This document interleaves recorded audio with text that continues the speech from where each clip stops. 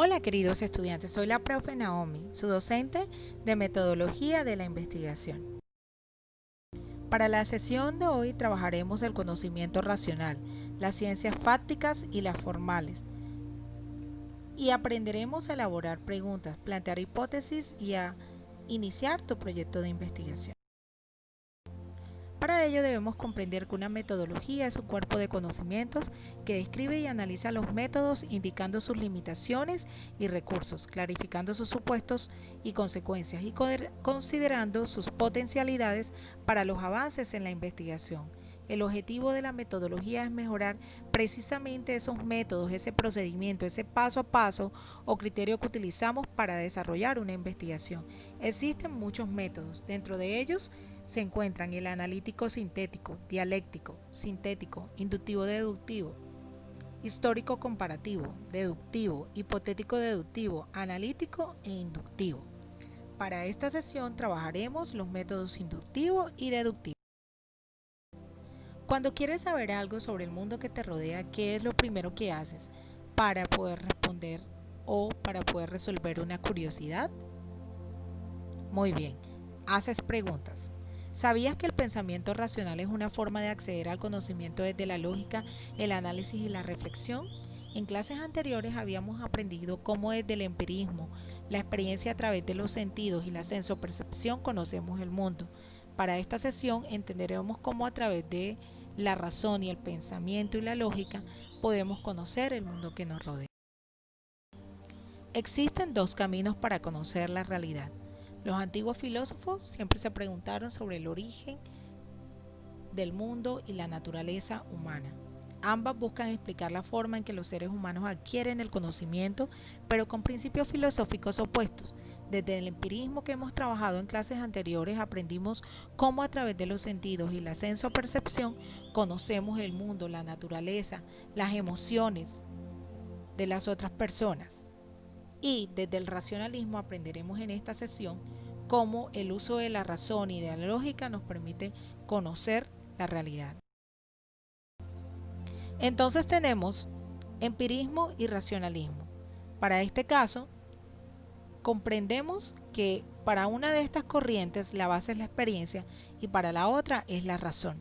Conocemos el mundo solo a través de los sentidos o solo a través de la razón y la lógica del pensamiento. No tenemos ideas innatas o preconcebidas, las construimos a través de nuestros sentidos en la medida que experimentamos o tenemos ideas innatas que ya nos permiten hacer que el conocimiento sea abstracto o lógico. ¿Puedes inferir qué corriente filosófica corresponde a cada uno de estos enunciados? ¿Dónde ubicarías el empirismo y dónde el racionalismo? Puedes diligenciar las cuadrículas que se encuentran en la parte superior de los círculos. Afiancemos. Entonces, tenemos dos corrientes que nos permiten comprender o acceder al conocimiento. Esas corrientes desarrollan el conocimiento a través de los diferentes tipos de ciencias. Para este caso tenemos las ciencias fácticas o empíricas y las ciencias formales. Las ciencias fácticas son aquellas que se basan en el estudio físico de la naturaleza a través de hechos o fenómenos naturales que deben ser coherentes y se utiliza como método la observación y la experimentación. Para el caso de las ciencias formales, también se estudia la realidad físico-natural, pero a partir del uso de la racionalidad, mediante procesos lógicos, utilizando métodos lógicos o el método inductivo-deductivo.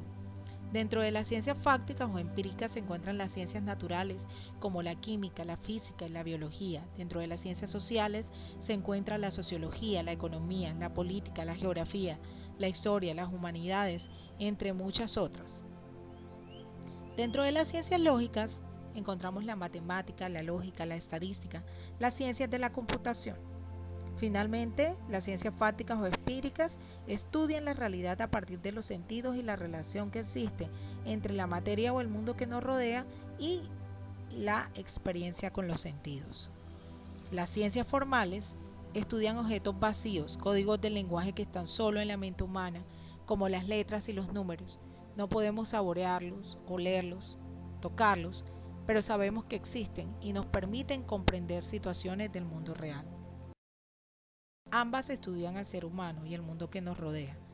Entonces, teniendo en cuenta lo que hemos aprendido hace un momento, ¿qué ciencias ubicarías en el empirismo y qué ciencias ubicarías en el racionalismo? Los máximos representantes de la corriente del empirismo fueron John Locke, George Berkeley, David Hume y Nietzsche. Los máximos representantes del racionalismo fueron Platón, René Descartes, Gottfried Leibniz y Noam Chomsky. Investigando un poco sobre estos filósofos, podrás comprender cuáles son las ciencias que hacen parte del empirismo y cuáles son las ciencias que hacen parte del racionalismo. Si no, puedes devolverte unas diapositivas atrás y retomarlo. Entonces hemos comprendido cómo pasamos del saber o conocimiento empírico que se adquiere a través de los sentidos, oliendo, tocando, degustando, escuchando, cómo ese conocimiento que los seres humanos adquirieron practicando diferentes formas para descubrir el fuego, por ejemplo, o para elaborar ropa que les permitiera resguardarse del frío.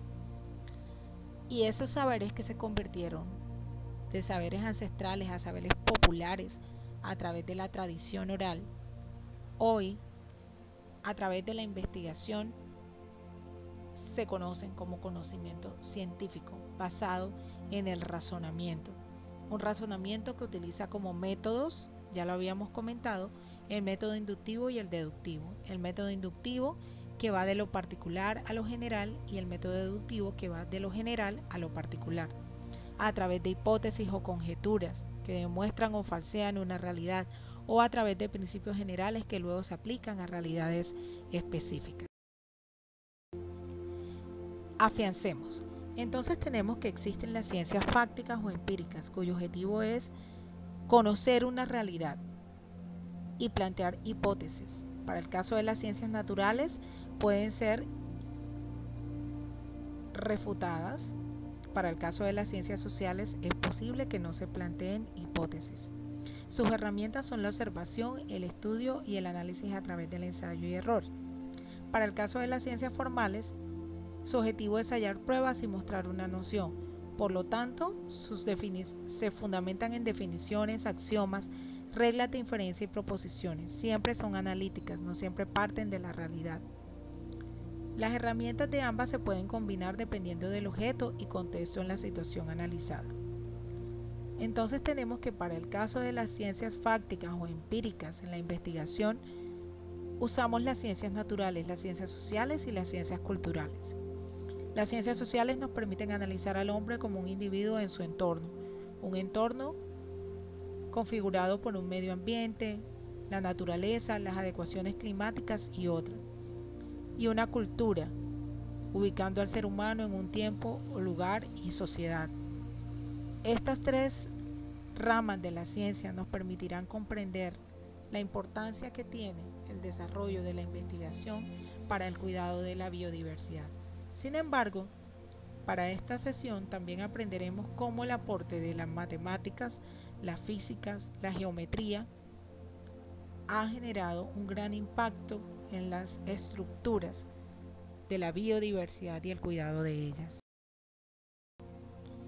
Entonces, identifiquemos cuáles son las disciplinas que hacen parte de las ciencias fácticas y cuáles son las disciplinas que hacen parte de las ciencias formales. Puedes hacer una búsqueda a través de motores como Google, puedes utilizar enciclopedias o puedes consultar con tus familiares en casa. Luego, tu reto es, además de establecer relaciones entre las ciencias y sus disciplinas, explicar cómo y por qué estas ciencias ayudan al cuidado de la biodiversidad y la vida de todas las especies en el planeta.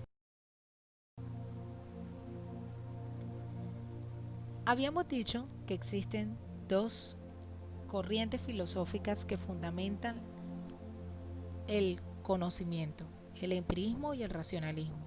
y que esas ciencias a su vez hacen uso de otras ramas de la ciencia como las ciencias fácticas o empíricas y las ciencias formales.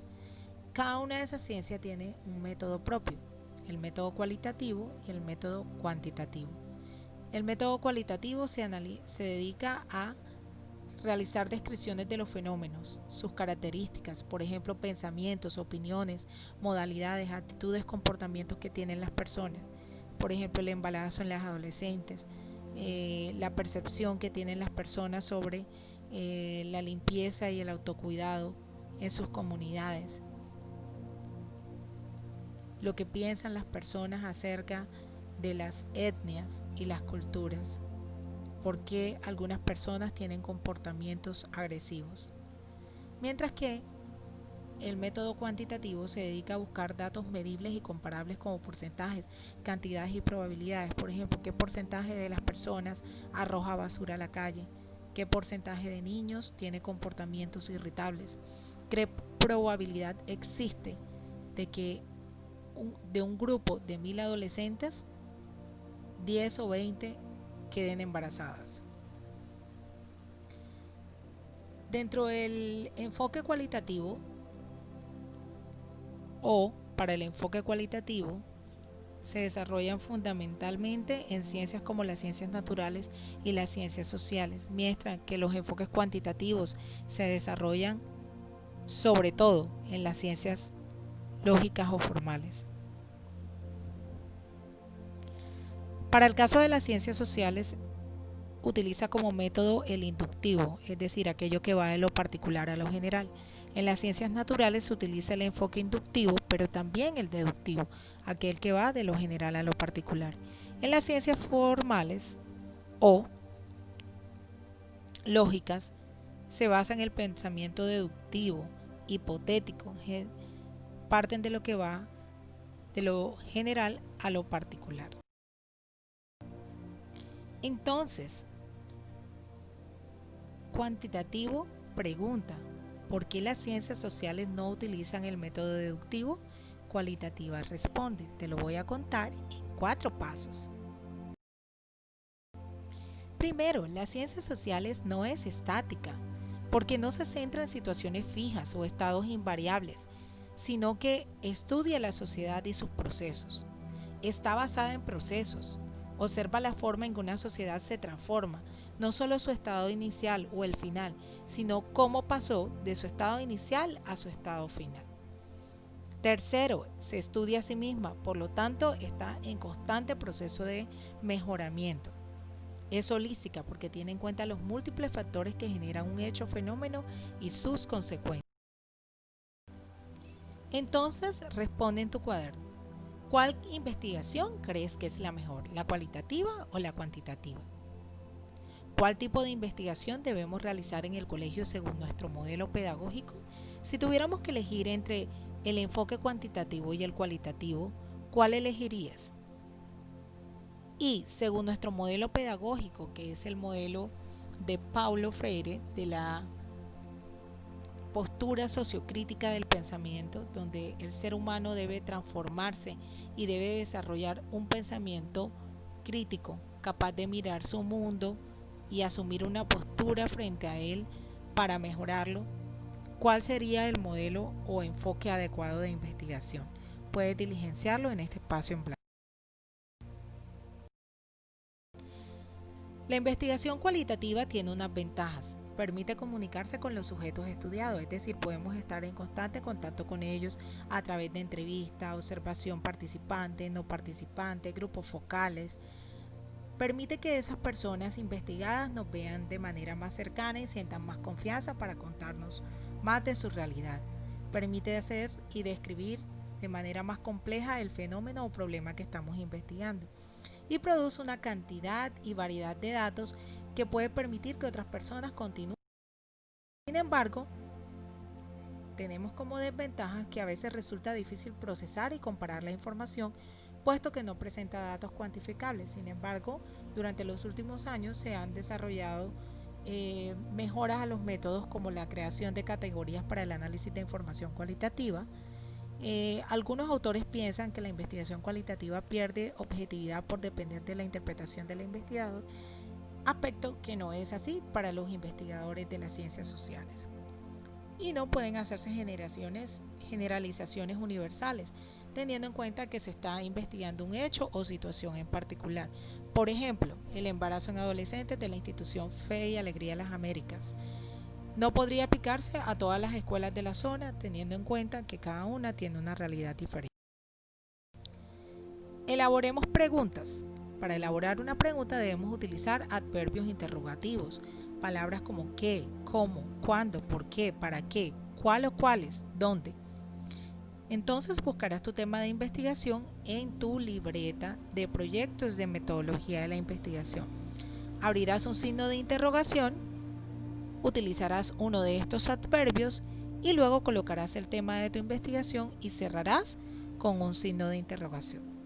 Al finalizar, debes leerla para mirar que tenga coherencia y sentido y para observar si realmente utilizaste el adverbio interrogativo que corresponde a lo que quieres saber. También es importante, luego de haber realizado la pregunta, que pensemos en posibles respuestas a esa pregunta, y es lo que en investigación llamamos hipótesis. La hipótesis es una suposición que hacemos sobre una situación, hecho o fenómeno en particular. En investigación es la base de la partida de tu proyecto. Y responde al adverbio interrogativo ¿por qué? Por ejemplo, las adolescentes quedan en estado de embarazo en la escuela por falta de vínculos afectivos fuertes en su familia. Esta sería H1 o hipótesis 1. Las adolescentes quedan embarazadas porque desconocen el uso adecuado de métodos anticonceptivos. Esta sería H2 o hipótesis 2. Ahora revisarás en tu cuaderno de metodología y plantearás la hipótesis o respuestas o razones que supones están dando origen al problema que identificantes. Para el caso de las ciencias sociales, puede convertirse en tu problema de investigación. Haciendo uso del método inductivo, escribirás en tu cuaderno cuál es el problema que has identificado, dónde sucede, barrio, ciudad, país, cómo está sucediendo, a quiénes le está sucediendo. Pueden ser niños, adolescentes, madres, ancianos, jóvenes. Debes delimitar el grupo de población a que quieres estudiar y las consecuencias que este está generando. Al finalizar la descripción de tu problema, colocarás un párrafo y escribirás: frente a esta problemática se plantean dos hipótesis, dos puntos. Escribes tu hipótesis 1 y escribes tu hipótesis 2. Ahora debemos argumentar cómo la investigación aporta a la biodiversidad. Ya hemos aprendido cómo se origina el conocimiento a través del empirismo y del racionalismo, cómo el empirismo fundamenta a las ciencias sociales, las ciencias naturales y las ciencias culturales, y cómo el racionalismo apoya las ciencias lógicas y formales. También cuáles son los métodos que utilizan cada una de estas ciencias. Entonces pensemos un poco cómo el desarrollo de estas ciencias, disciplinas y métodos han aportado al mejoramiento de la biodiversidad. Como evidencia de aprendizaje presentarás de aproximadamente 1 minuto. Este video debe ser enviado con una fotografía de un consentimiento informado firmado por tu acudiente para poder ser evaluado. Se tendrá en cuenta la creatividad, las ideas que implementes para que tu video sea llamativo, los argumentos o información que hayas podido indagar para fundamentar cómo las ciencias sociales, las ciencias naturales y las ciencias lógicas ayudan al cuidado de la biodiversidad. Se tendrán en cuenta los cambios en las tomas, tu habilidad para combinar o para mezclar tomas en el video, el uso del uniforme y los espacios que puedas utilizar en cada toma, en lo posible un fondo diferente. Puedes hacerlo en diferentes espacios de tu casa. Este es Your Weekly Challenge o reto semanal.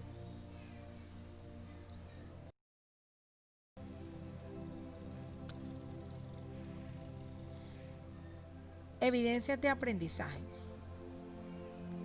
Presentarás como evidencias de aprendizaje haber visto este tutorial en YouTube, realizar la guía de trabajo que te fue enviada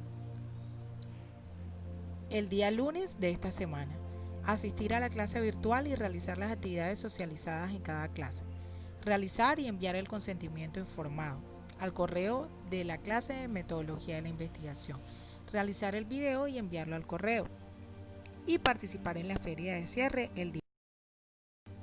Gracias, espero que hayas disfrutado y aprendido mucho. Recuerda elaborar tu video de 1 minuto y enviarlo con la foto del consentimiento informado de tu acudiente al correo teleducateinvestigacion@gmail.com.